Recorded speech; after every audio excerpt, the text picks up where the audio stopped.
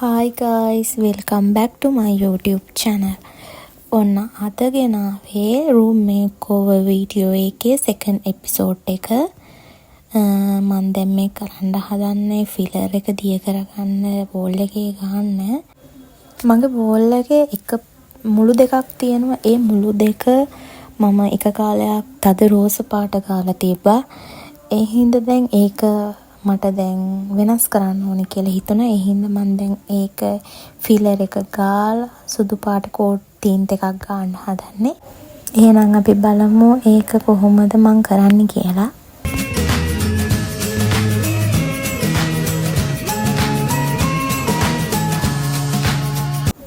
ඔන්න දැන් මම ඒ බිත්තියේ ෆිලර් එක ගා ගන්නවා. මම තනියම තමයි මේ හැමදේම කරගන්නේ. එහෙනම් අපි මේ ටික ගාලා ඉවර වෙලා හම්බෙමු.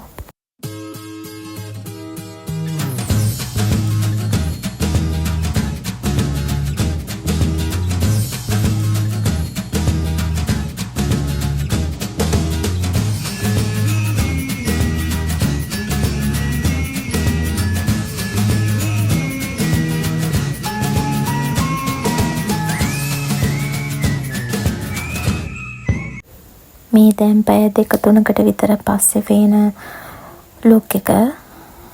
මේ බිත්ති ගොඩක් සවුත් වෙලා තිබ්බේ යට පොතු ගිහිල්ලා ඒවැ පොටි ඇදලා පොටි කපලා ඔක්කොම කරේ මම තනියම. අද මාරම රස්නේ දවසක් ඒකින්ද ඉක්මනටම ගාපු කෝඩ් එක වේලුණා. ඒ හින්දා පොඩි අයිස්ක්‍රීම් එකක් කාලා ඊට පස්සේ ආයෙත් පේන්ට් එක ගන්න පටන් ගත්තා.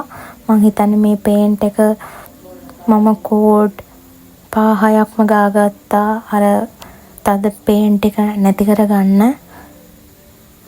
මාරම අමාරුවෙන් මේ තද පාට පේන්ට් එක යවා ගත්තේ.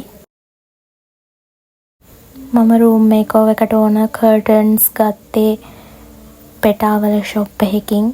shop 3-4කටම ගිහිල්ලා හිතට හරියන එකක් තිබ්බේ shop එකේ විතරයි.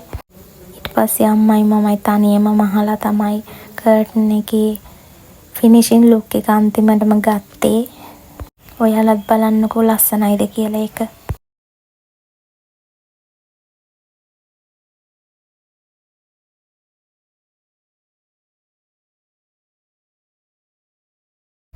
good morning guys. ඔන්න දැන් තමයි නැගිට්ටේ. morning tea එක බීලම ඉතුරු වැඩ ටික පටන් ගමු.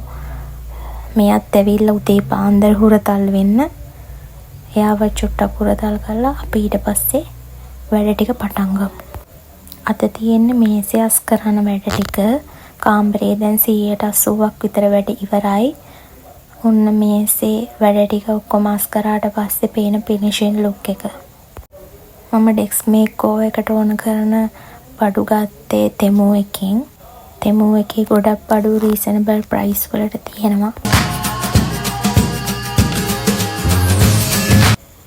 pink and purple colours වලින් තමයි මම බෙඩ් එකට බෙඩ් ෂීට් තෝරගත්තේ.